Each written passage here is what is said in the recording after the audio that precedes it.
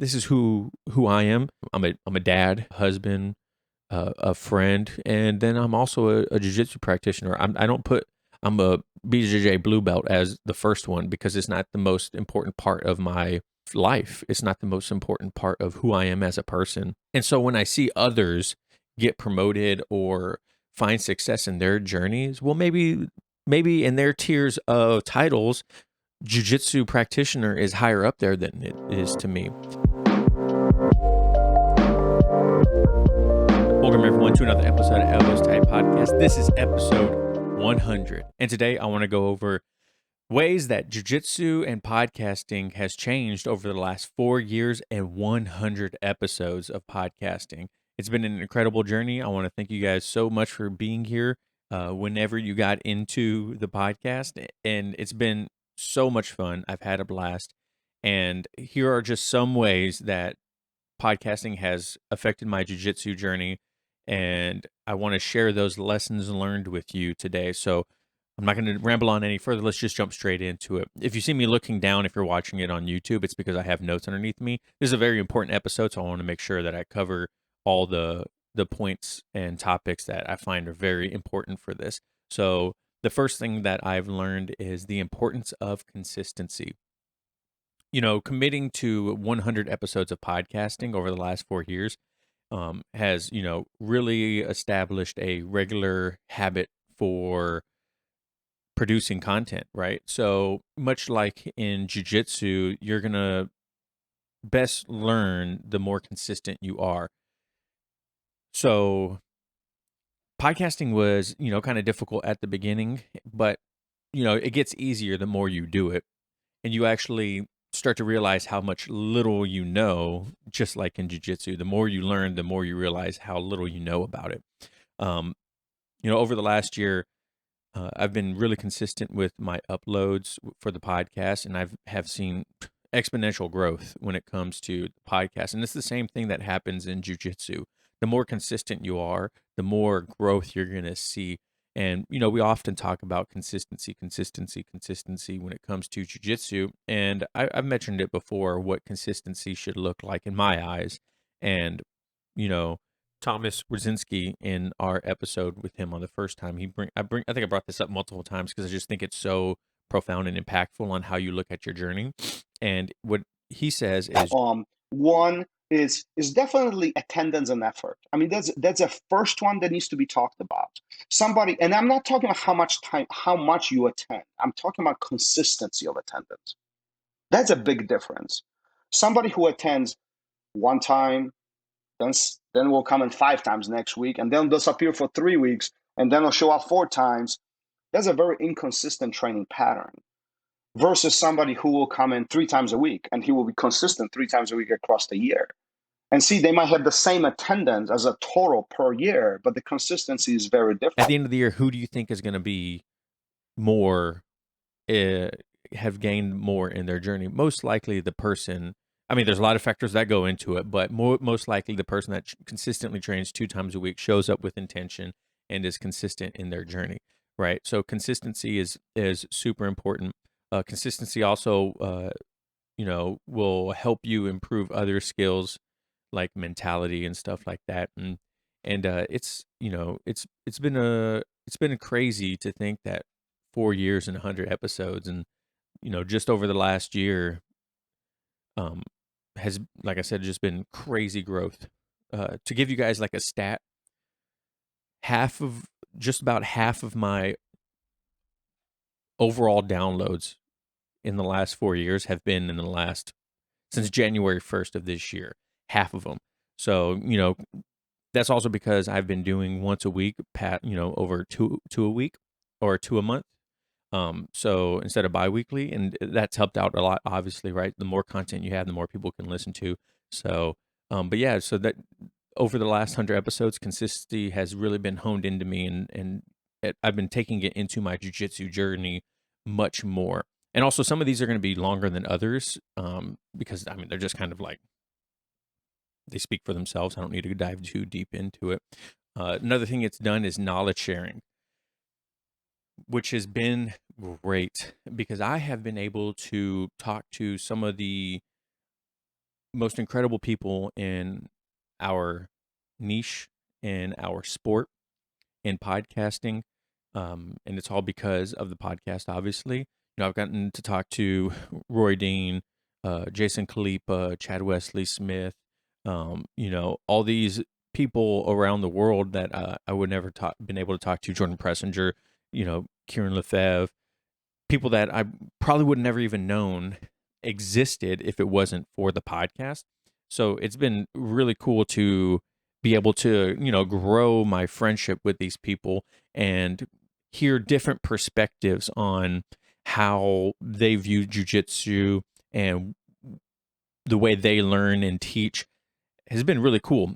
When John and I first started the podcast, we were the prime example. When we first started the podcast, uh, we thought one way, right? We thought our jujitsu, the way we wanted it to be, was, straight down the line. This is the way it's supposed to be. And then as we started to talk to more people, even within our little circle of friends that we interviewed at the beginning, we started to realize that, everyone's knowledge is vastly different, even if we're going to the same academy, going to the same classes, learning from the same people. Our life challenges and goals and our experiences make everyone have their own views when it comes to knowledge or when it comes to how they learn and stuff like that. So that's been an incredible experience. Knowledge sharing. I mean, I get to talk to people on Instagram that, they give me advice on podcasting or, I've sent my jiu-jitsu videos to people to review that I probably would never had an opportunity to talk to. And, just knowledge sharing has been super cool. And it's like really deepened my understanding of the art. And it's challenged my views on what I thought jiu-jitsu was. Like I used to think everyone should test, everyone should be held to, a much higher standard, know, these specific techniques when they get promoted to a certain belt. And that's probably because I was exposed to Roy Dean at the very beginning, and seeing his belt demonstrations was like a super cool thing. It was incredible to watch, honestly. And so it's been cool seeing how my view of jiu-jitsu has changed because of, feedback from the community and the people that I've talked to. So another thing that we have been able to do is networking, obviously, right? I kind of mentioned it before, is I've been able to network with some just crazy people that once again, I never thought. Um, my little notes here say, interviewing and collaborating with other practitioners, coaches, and experts in jujitsu have, expanded my knowledge and my reach. Not only has podcasting allowed me to talk to some incredible guests from around the world, but I've also been able to grow a community of like-minded people. And that's clearly evident in the jiu-jitsu Facebook group that we have right now, L Bros. If you guys haven't checked it out yet, it's going to be down in the description below. Go join the community. It's a lot of coolness. Go join the community. There's links down and below. People are posting pictures of themselves training, asking questions, sharing goals and small wins throughout the week, techniques that they're learning. I try to post as much as I can in there to keep everyone active, and people are starting to post more themselves, and it's really starting to become like this small little community and networking. People were even asking if someone wanted to come do a seminar for them, and honestly, another thing that I thought was crazy is there's quite a few black belts in our community. We're at 62 people. I think we have quite a few black belts that I had no idea even listened to the show. So thank you guys so much. I think it's very humbling when I find out that a black belt, a brown belt, or upper belts listen to the podcast, because, I kind of cater it towards the beginning practitioner. So to see them, come into the community and be a part of the community is super cool. And a lot of them don't, there's some people that want to join the community because they want to come on the show and they want to talk to me. And I don't mind that at all either. You got to do what you got to do if you want to get your voice out there. And I have a platform that I've built to help people. And if they want to help people, I'm more than willing to talk to them most of the time. But they're in there actually talking to people, helping people, no strings attached, which is super cool. And networking because of that has, really, really opened my eyes to people around the world. I've talked to some people that I've been like, hey, Rick Ellis. I had Rick Ellis come down and do a seminar in my academy, and got to expose him to a lot of cool people in our academy, and our academy exposed to him that might not have ever heard of him. And that was fun. He got to come over. He's like stayed, about 10, 15 minutes away from my house, and I would pick him up and we'd come over and we'd have barbecues at my house while he was here and everything like that. And it was so cool because that would have never happened if it wasn't for the podcast. And I'm super grateful for that. Now, I might say grateful a lot because, 100 episodes is just nuts. So also networking when it comes to like our Instagram. Our Instagram is, almost 4,000 followers now, and lots of engagement and people commenting and sharing and whatnot. And I've seen some, pretty big names share my content, and I'm like, that is so cool, man. Thank you, podcasting. Thank you, podcasting. So, but yeah, networking has been a super big one too. And then, one that I didn't think would be as big as or prevalent as it is. I'm going to turn my camera a little bit.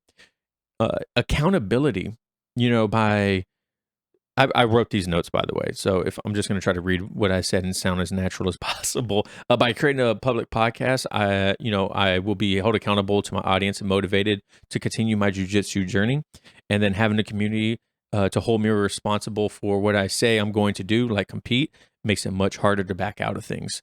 I when I competed or before I competed, and once again, I talk about it a lot because, it was a big part of my journey now. When I first started about talking about competing, I didn't really want to say it on the podcast because I knew if I said it on the podcast, that means I would have to do it because, thousands of people a month were going to hear me say, I plan on competing next month at, XYZ competition. And which is a super interesting thing to think about because I haven't met a lot of you, and a lot of you haven't met me. And the beautiful thing about podcasting is we create this bond and this relationship, behind audio or video that you don't necessarily get in any other media. I don't think you really get it in watching a TV show, whether or watching YouTube videos. You guys sit here with me for 30, 45 minutes, to, hour and a half, however long. And, we build a deeper relationship, and I take that very seriously. So when I say something on the podcast, I'm very serious about it because I don't want to let you guys down because, then I'm breaking that trust, and you guys are the reason why the podcast is successful. It's not me. I can't listen to my podcast 6,000 times a month and expect real growth. So, it's a type of dynamic that is really cool and helps me out a lot because, like I said, like if I tell you guys, hey, this week I'm going to go twice a week and I'm going to work on this, then I would fully expect you guys to want to hear about me doing that or about how something went, or, if I say I'm going to post something about the podcast, and I would expect you guys to be waiting for it. And if I don't do that, then, you guys can 100% message me and say, hey, what happened? How come you didn't do this? And hold me accountable for it, because I think it's a very important part of podcasting is that accountability part. I mean, shoot, I've posted. I mean, I haven't posted on a Monday before, and I've had people text me Monday afternoon, and they're like, "Hey, where's the podcast at?" And I'm like, or message me, and I'm like, it'll be out tonight, or it'll be out tomorrow. Sometimes I'm a one-man show now, besides Ben, my short form content editor. Thank you, Ben. Ben does Jiu-Jitsu, or I think it's Ben does Jiu-Jitsu over on YouTube. If you guys haven't checked him out yet, thank you, Ben. And it's nice to have people outside of the podcast. So I forgot where I was going with that because I have ADHD and Ben distracted me. I started thinking about Ben's YouTube content.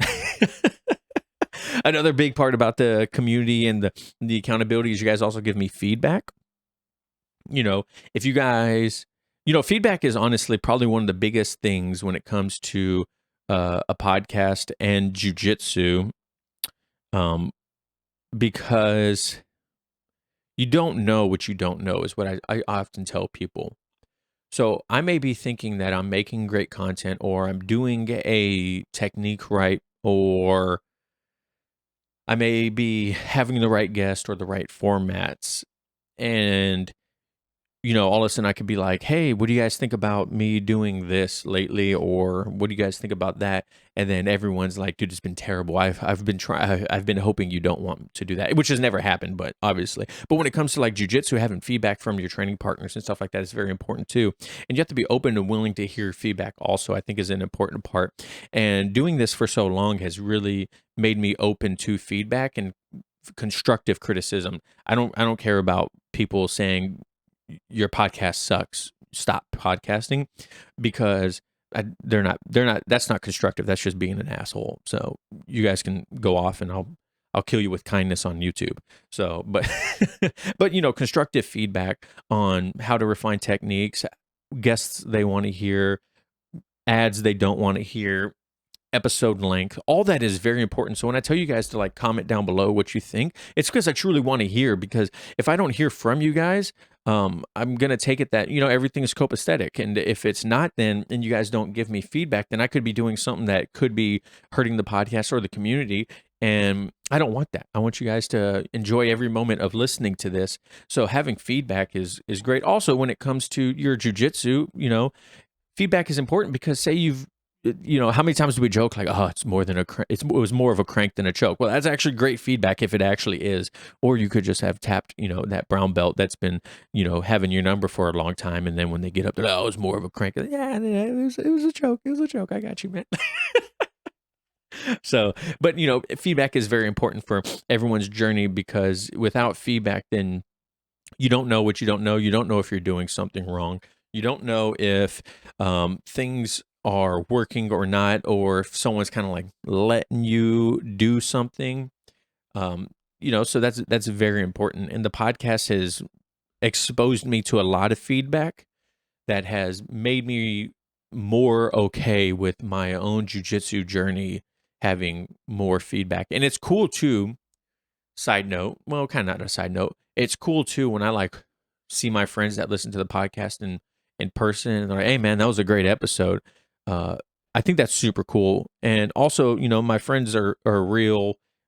I have real friends, guys. No, but like my friends are, very open with me if they don't like a guest. I've heard people before. They're like, that wasn't the best interview that you've ever done, or that wasn't the most entertaining guest, or so all that is very valuable to me, and I welcome it with open arms.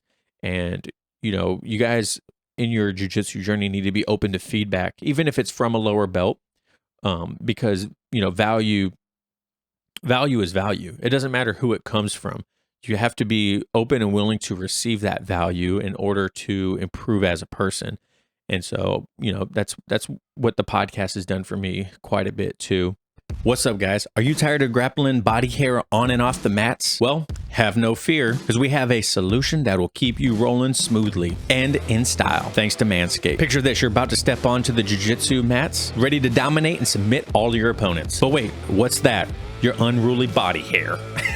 That's why you need MANSCAPED, the global leader in men's grooming. With their precision engineering tools, you could tame the hairiest situations and grapple yourself to victory. Imagine executing the perfect armbar, all while knowing your bald hair is trying to sneak in a sneaky triangle choke. Thanks to the Lawnmower 4.0, you can easily eliminate that unwanted hair with this cutting-edge technology. It's like a black belt for body hair. So to my fellow BJJ practitioners, whether you're a white belt or a black belt, let MANSCAPED be your secret weapon on and off the mats. Go to manscaped.com and use code ETP20 for 20% off and free shipping. That's ETP20 at manscaped.com for 20% off and free shipping. And with MANSCAPED, you'll be a force to reckon with on the mats and in the mirror. Another thing that has helped my jiu-jitsu journey and the podcast is, worrying about my own journey.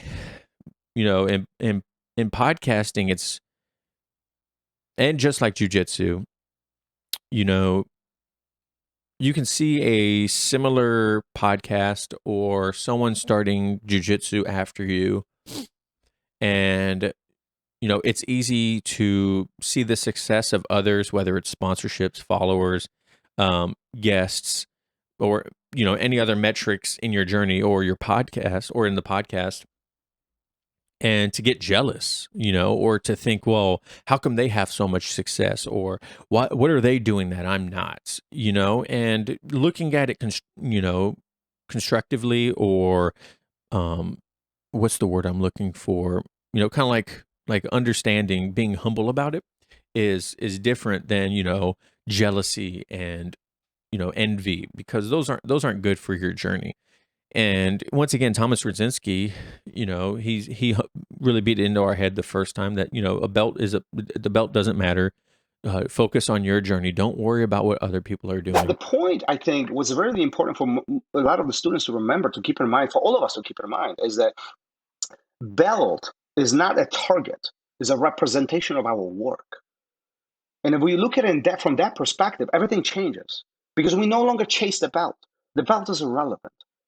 And if I think about it in that way, now I understand why in the beginning everybody told me you're never going to be a black belt, because it doesn't matter. It really doesn't. I think Hickson said it. Belt takes 2 inches around your ass. Why would you care? Why does it really matter? But yet it is so important, and we find ourselves in this predicament of chasing the belts, having this huge satisfaction when we get it, but yet they're really not relevant. Everyone's process is at a different pace, and just because someone else gets promoted or has success that you didn't get, or you don't think they deserve, isn't important to you, and it's just going to bring you down. Most people, when it comes in the content creation space, you don't hear a lot of people above talking down to people. You do sometimes, but hate always goes up.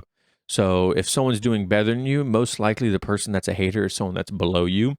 And so I just try not to think about what others are doing or anything like that. I try to put my podcast and my jiu-jitsu journey more along the lines of, like, this is who I am.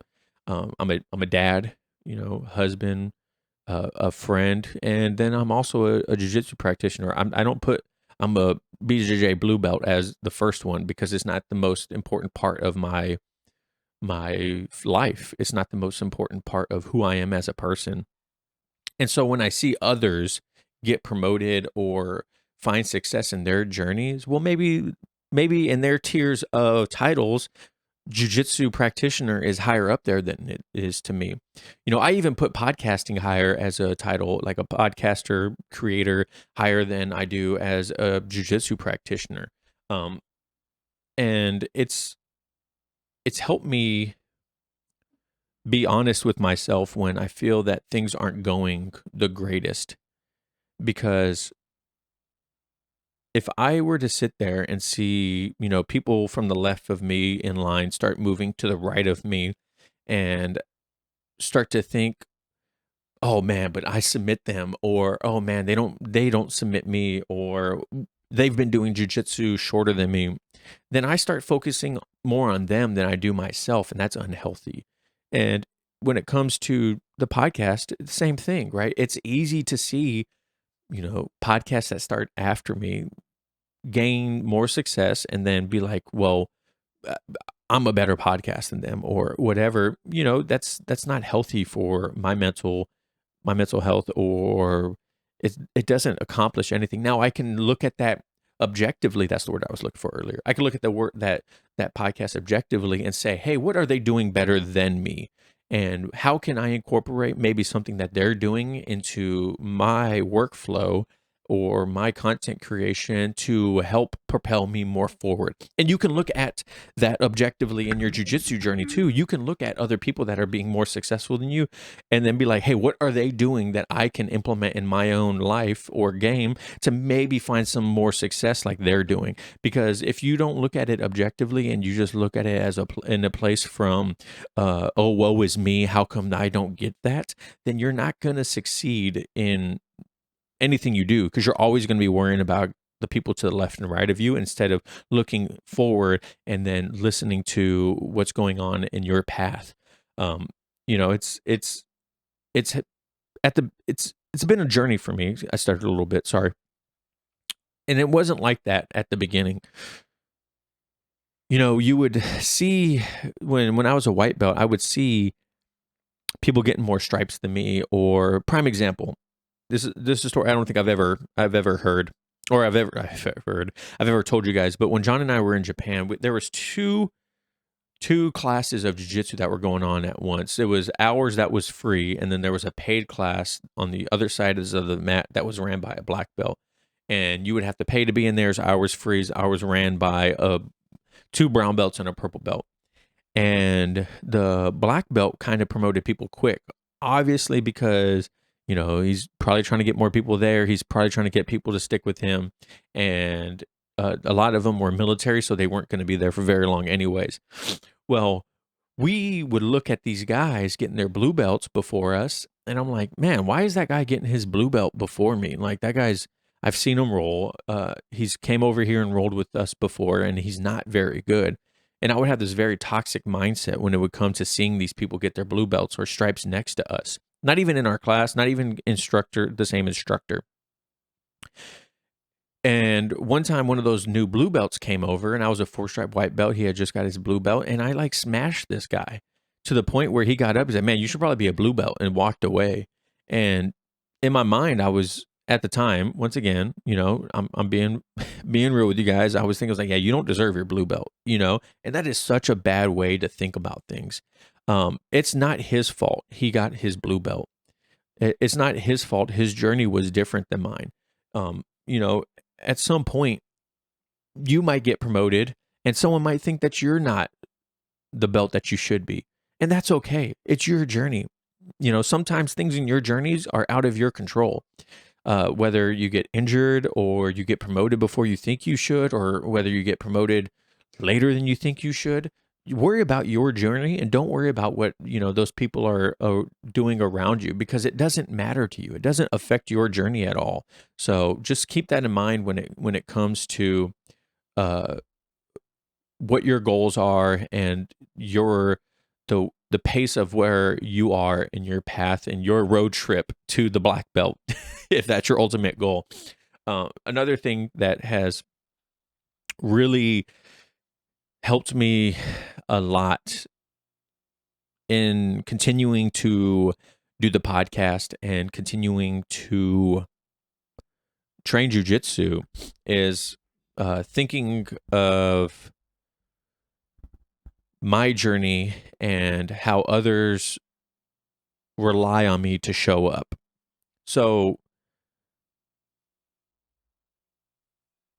I'm trying to think of how to explain this. So there's many times in my jiu-jitsu journey or in podcasting when I wanted to quit.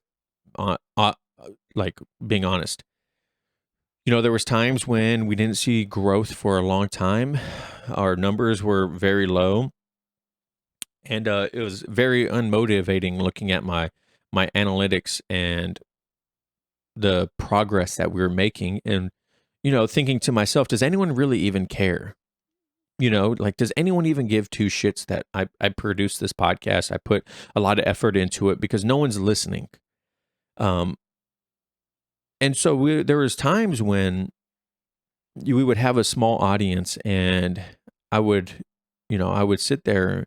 I'm like, man, I just put so much effort into this, and no one hears me. No one hears us. No one is receiving the message that, I truly believe would help someone. And then I would get a random message from a listener from somewhere around the United States or around the world, simply thanking me for putting out the episodes and, saying, hey, it's helped me a lot. You're a big impact on my jiu-jitsu journey. You're having people on that has a similar voice to mine and a similar journey to mine, and it's incredibly valued. And it motivates me to keep showing up weekly to help you guys in your journey. you know and the same happens to show up in class. you know um you guys should think about, if you're unmotivated, maybe switching your goals in class to helping others. There might be someone in your class that you're their favorite training partner. They might feel the most comfortable asking you questions instead of asking the entire class. You might be the only person that is the similar body type to them, or even the same gender, right? All these are important. And if you start to feel unmotivated in your jujitsu journey, then think about switching that goal to helping someone or being there for someone else. Um, and you might not even know that you have an impact on someone else's journey until you stop showing up. And then you show up one time, or someone messages you saying, "Hey, where you been? You were like my favorite training partner." Or, you were the only other girl in the class. Like, now I'm here by myself. It's real easy for us to focus on ourselves and what we're going through in our journey and get very unmotivated and want to quit. You're like, "Oh man, I have the blue belt blues," or "I've been a white belt for so long," or "I've been a blue belt for so long," or whatever. But if you can come to class and step outside of your journey for a little while and try to take someone under the wing, you know, that might change how you feel about jujitsu um and podcasting, or whatever it is that you're doing. If you think about the other people that you're helping by showing up, it's very motivating to want to keep showing up. It's very motivating to want to be there for them. You don't want people to lose that one thing that they truly enjoy, or that one person that makes a big difference to them. You know, Focusing on helping others and making a purpose for yourself, and that may help you change how you feel about jujitsu.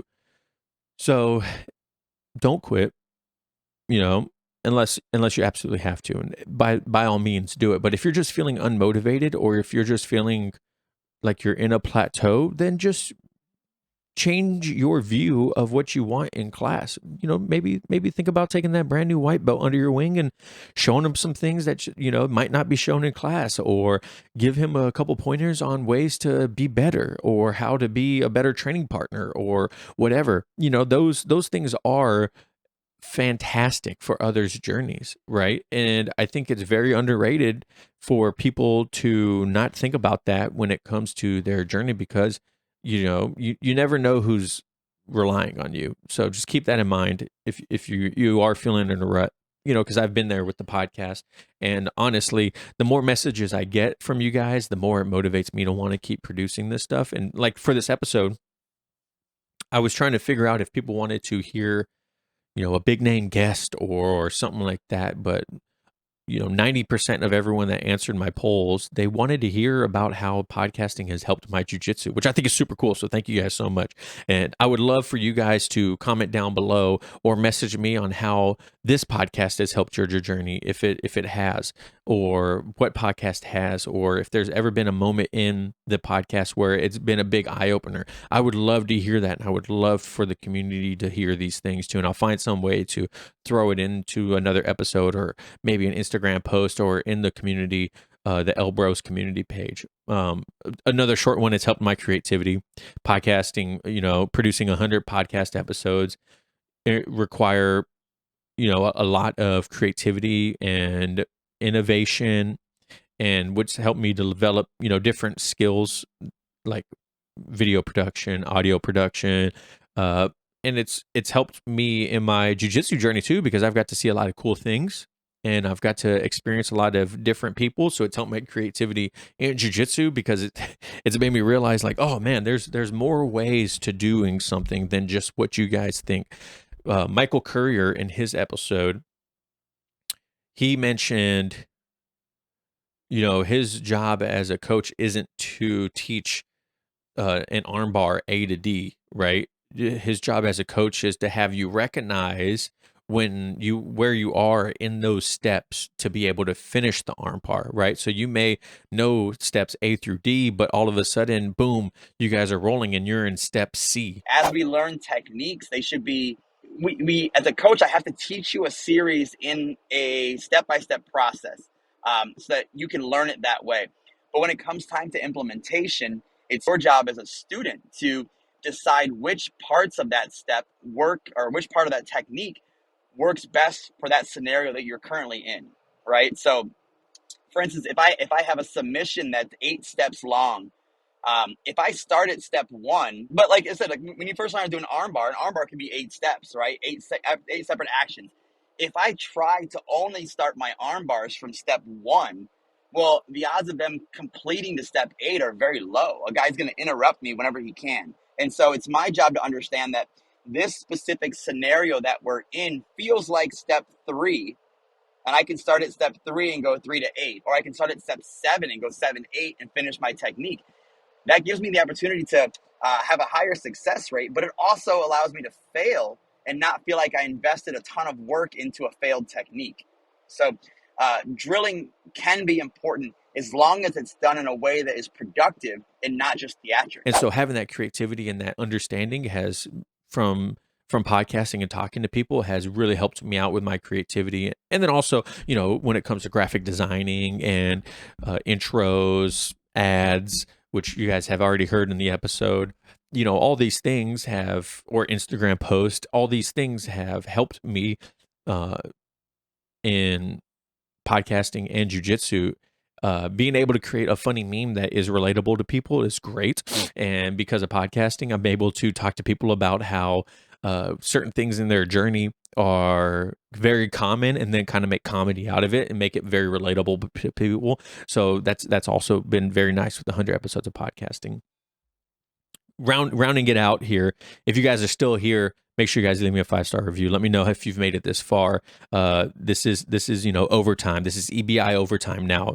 So the next the next thing that it's helped out is my communication skills. It's improved my communication skills immensely when talking to people, podcasting and interviewing guests, and articulating my thoughts, conveying ideas effectively have all been front and center for 100 episodes. Even now, I try not to say what, like all these filler words. I still say it. I know I do. I'm sorry, and you guys will probably pay more attention to it now. But taking a moment and letting there be dead space and collect my thoughts isn't something that I necessarily did all the time. And there's not a lot of podcasters out there that do that. You'll hear podcasters do the, so kind of filler words, and podcasting has helped me realize that was one of my things and try to focus on not doing it. And I think it sounds way more professional of people when they don't do those filler words and effectively talking with others to get my message across that would make me sound more intelligent, I guess. Same thing happens when you talk about jiu-jitsu, right? If you're sitting there and you can't formulate or articulate a coherent thought about something that you're trying to talk about, people are going to less likely to take you seriously when it comes to jiu-jitsu. Could you imagine? Let's play out a scenario here. Could you imagine? Maybe this is your instructor. If so, let me know. Could you imagine sitting in a jiu-jitsu class where you are listening to someone instruct you, your professor, your instructor, your coach, or whatever you want to call them, and every other word is an or and or Could you imagine how hard it would be for you to focus on learning from that person? I would sit there and I would probably fall asleep. I have ADHD. I'd be off the mats on my phone. I would have gone home. That's when the whole class claps and no one knows anything that's going on. So podcasting has improved my communication skills quite a bit, and talking with others and articulating my thoughts. And it's also helped me talk to others and listen to their thoughts and not interrupt them, let them talk and communicate with me and get their message across, because no one wants to listen to a podcast where the host talks the entire time and the guest doesn't say anything. I've also learned to talk to people more effectively that differ in opinion and differ in ideology when it comes to certain aspects of jiu-jitsu, life, or whatever. John and I have talked to many people that we don't agree with. We don't. And it's good to be able to not allow emotions to take over when you're trying to have a very intelligent conversation with someone, and maybe challenge each other's views in a very respectful way, or maybe have your views challenged in a very respectful way. I think that, not to talk about politics, but I think that's something in politics that we don't have very often. And I think podcasting is great because it allows for a mutual conversation to go on. And it's something that in life we all should be better at. If we can't talk to each other, if we can't hear each other's opinions, then we get in these echo chambers of what something is to us. In jiu-jitsu, there's echo chambers in jiu-jitsu, whether it's like, oh, this is the best guard, this is the only way to learn, these are the best people, Gracie Baja should be over there with their uniforms. These things, if we don't talk to each other and we don't improve our communication skills, then we're going to be shut off from one another. Also, I've had the opportunity to talk to people from brand new white belts to black belts with 20, 30, 40 years of experience. And it's improved my communication skills to the point where I understand that rank doesn't always matter when it comes to knowledge. You can learn from a brand new white belt if they have something valuable to say. Value is greater than the rank. Okay? Keep that in mind. You can have someone that has a black belt that has a vast amount of knowledge, but doesn't know how to articulate it to you, or can't communicate it to you, or doesn't want to. It is one thing that in the government we have a problem with, or in the military, is knowledge hoarding. Just because someone has been doing it for very long, or they have all the knowledge in the world, if they don't want to share it and they don't want to communicate it with others, then that's lost. So keep that in mind when it comes to your jiu-jitsu journey. There's people out there that have all the knowledge but don't ever want to share it. And don't take that personally. That's a fault of their own, and you shouldn't take that to the heart. Take it with a grain of salt. There's someone out there that can communicate what they want effectively to you, and through podcasting I've learned that it's not the rank that gives them the ability to know something. It's the person. And at the end of the day, we're all people that tie a different color or the same color belt around our waist, and we should look at each other as people first and not the rank. Because if we look at each other, we always say, white belts aren't real people, but they are. They walked in there. Mark Zuckerberg might be a cyborg, but there's other white belts out there that are real. And so, yeah, that's that's communication. My communication skills has improved. Finally, something that I think is super cool is creating a podcast for this long has created a somewhat of a legacy for me, I guess you could say. It allows me to be a part of people's journey and never actually be there in person or teach them anything in person. It allows me to help the future generation of practitioners to learn and build upon in their journey, and then hopefully allow them to pass on some of my knowledge to the next people in their journey. Because all we have is each other. And if we think about, our jiu-jitsu journey as only us, then that's not true, because you rely on other people. And having a podcast and helping people in real life, has a lasting effect on them. Prime example, I've learned from so many people that have helped my journey, whether it's from Japan, whether it's here in Kitsap County, whether, when I travel, I get to help people, and everyone has a profound impact on who I am as a person. And it's cool that I'm able to do that through the podcast. And it's cool that people that I will probably never meet in person have had that happen to me because of the podcast. Like Jordan Pressinger, one of my good friends that I've never met in person. Jordan, you're an amazing guy. Thank you so much for everything that you've done for the podcast. If you guys haven't checked him out, Jordan teaches Jiu-Jitsu on YouTube. Go listen to Talk Jiu-Jitsu, his podcast.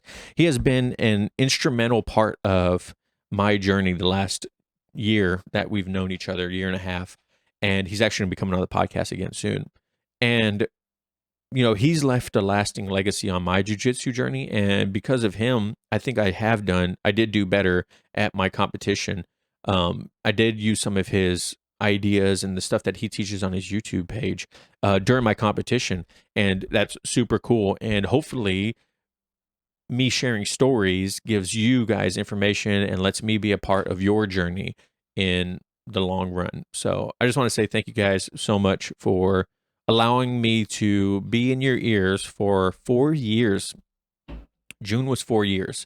June 13th was 4 years, and 100 episodes. I am forever grateful for this. It's so much fun doing this. Let me know what you guys think, how these 4 years have gone for you if you've been here since day one, or let me know when you guys joined. Thank you guys so much for listening and watching at home. Here goes to 100 more episodes and 4 more years of podcasting. Hopefully by then, I have a different color belt around my waist, and maybe I'd be doing this full time.